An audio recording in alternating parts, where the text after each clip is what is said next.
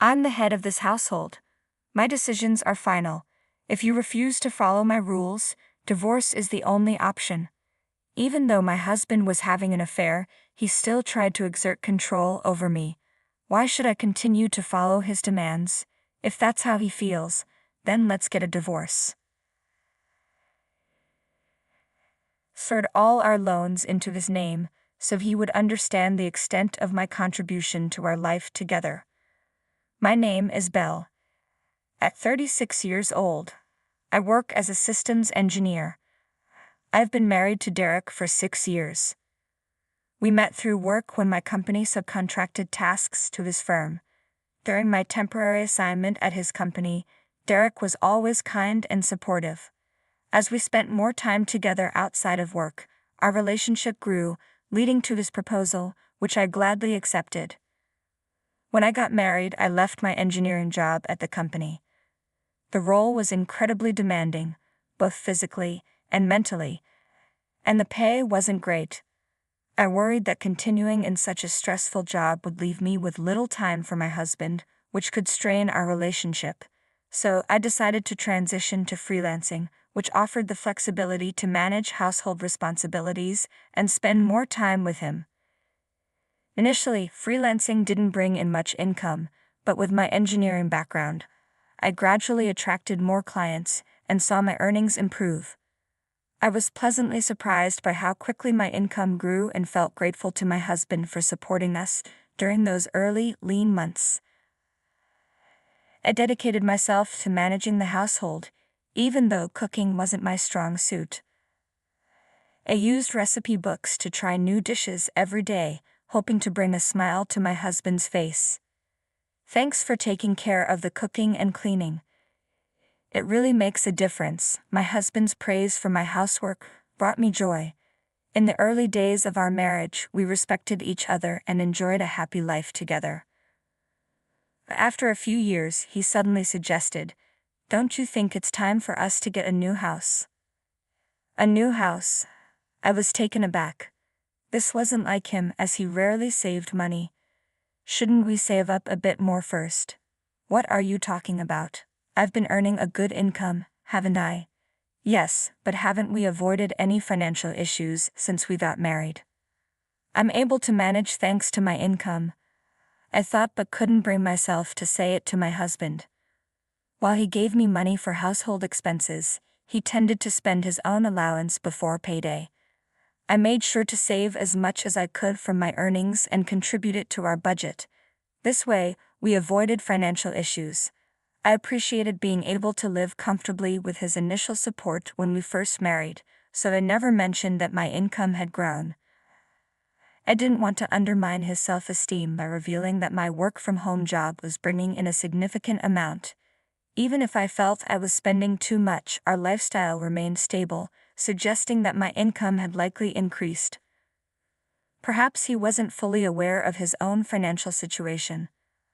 I was taken aback by his suggestion, but he seemed eager to build a new home, and I couldn't stop him. "What kind of house are you envisioning?" I'd asked, trying to figure out how to meet his wishes within a budget. However, his list of conditions kept growing. But if we want to include all these features, won't the house end up being quite expensive? It's no big deal. This is a once-in-a-lifetime purchase, and my income should cover it, right? My husband's confidence puzzled me, and in that moment I regretted not sharing the details of my income with him. I decided it was time to set things straight. Derek, when it comes to household expenses, I contribute a significant portion of my income as well. For some reason, he didn't believe me. "Please, don't be so dismissive." "I'm not lying, but I'd prefer if we bought a more affordable house," I explained. However, he dismissed my concerns and ended up using his salary to take out a loan for a house that stretched our finances. Initially, I thought we were managing our money well, but over the years, his spending habits became increasingly extravagant. He started splurging on designer clothes, watches, and frequent nights out with his colleagues. Despite working overtime to compensate, his reckless spending became hard to ignore. Eventually, he decided to build a new house, and despite the financial strain, he made it happen. Wow, this house is incredible. It really feels like a mark of success, doesn't it? My husband's excitement was understandable. The new house was indeed impressive, spacious, beautiful, and comfortable. My workroom had expanded, allowing me to fit a large desk and work more efficiently. The improved workspace had boosted my productivity, which I truly appreciated. However, the monthly mortgage payments were a constant source of stress. My husband didn't seem to grasp the full impact of our long-term loan. Though the house was in his name, his tendency to overspend meant his account was perpetually empty. Consequently, I had to transfer my income to cover the mortgage. Frustration was growing, and eventually, I decided it was time to have a serious conversation with him about it. Don't you think you've been spending too much lately? We need to consider things like the mortgage for the house, I said, hoping to address our financial concerns. My husband frowned and responded defensively, "What are you talking about? We've been managing fine since we bought the house. If we were in trouble, it would be obvious. You're just fixating on minor details. And maybe if you managed your own money better, you wouldn't be so stressed." That's not my issue. Wait a minute. I'm always thinking about how to cut costs on daily expenses, he added, trying to deflect. I'm using the money you give me along with my earnings to cover the mortgage and other expenses, so please stop talking to me like that. What's going on with you? Also, don't act like you're doing a lot when your contributions aren't substantial. The one who earns the most isn't necessarily the greatest. I'm the one managing our finances, so I'm the one making things work. Please keep your opinions to yourself. My husband's dismissive response left me stunned. He had been kind and considerate when we first married, but things had changed drastically. Our relationship had become strained, we barely spoke and sometimes didn't even greet each other. He was working more overtime than ever, often coming home late at night. I wondered if it was worth continuing our marriage in this state. We were merely cohabiting without meaningful communication. If things stayed this way, divorce might be the better option. However, I wanted to reconcile if possible. After much thought, I decided to take the first step and reach out to him.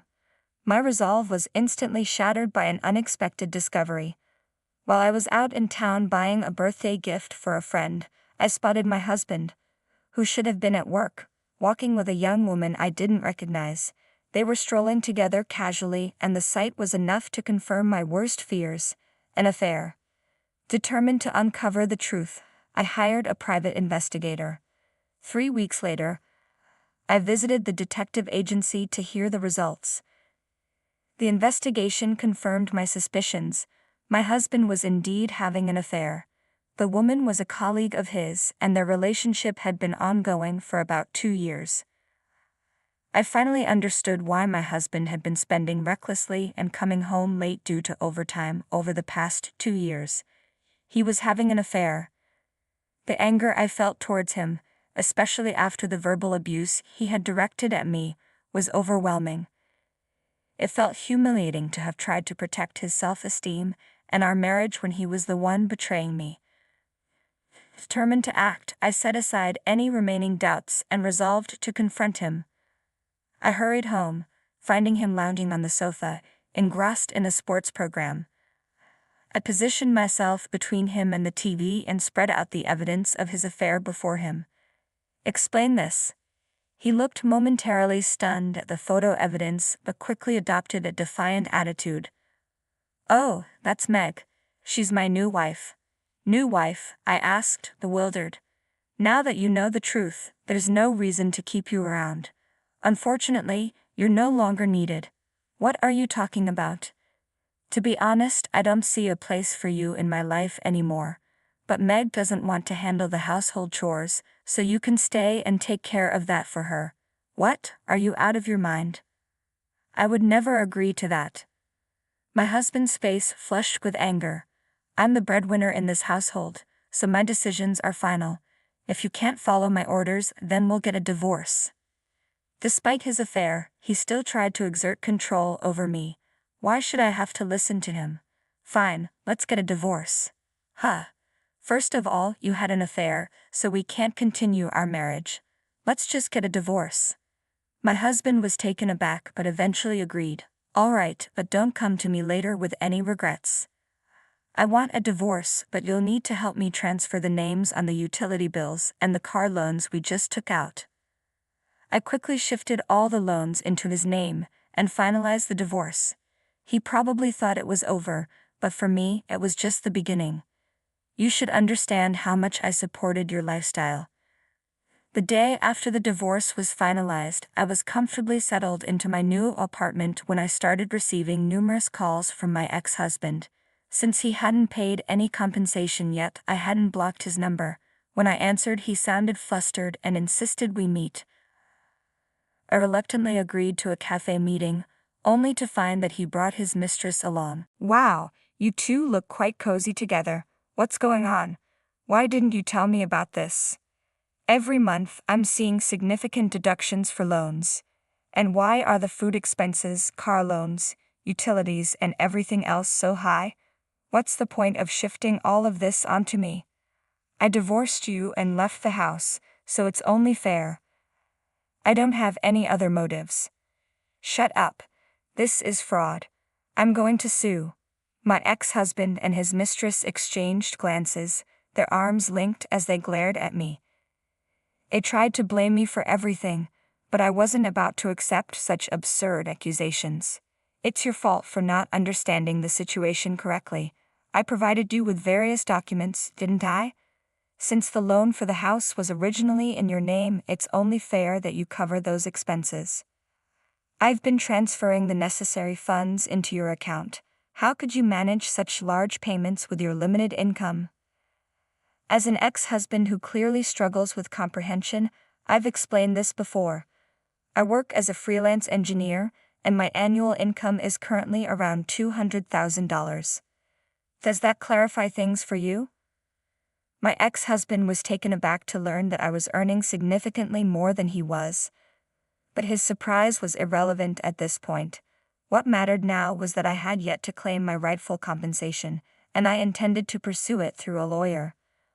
Are you trying to extort money from us? I'm simply exercising my legal rights. I'll also be filing claims against your mistress.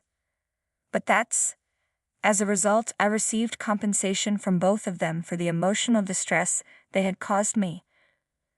The woman my ex-husband was involved with was devastated to find out he hadn't been using his own money to cover the loan. The next day, she vanished from his life. Their affair, like many others, ended when the financial support dried up. My ex-husband now leads a solitary life, struggling to manage his loan payments and make ends meet while shuttling between work and home. He's getting exactly what he deserves, but he couldn't come to terms with it and started gossiping about his affair at the office. His mistress accused him of abuse, leading to a messy public dispute. As a result, both their reputations were tarnished and no one took their claims seriously. His financial difficulties only deepened and his work performance suffered due to the stress of his mounting debts. Ultimately, he faced a demotion and a pay cut. It's a consequence of his own making, and honestly, he brought it on himself. Initially, moving into my new high-rise apartment made me nervous, but now I've settled in and am able to fully enjoy my life here. While I'm not currently interested in marriage or romance, that doesn't mean I want to be alone forever.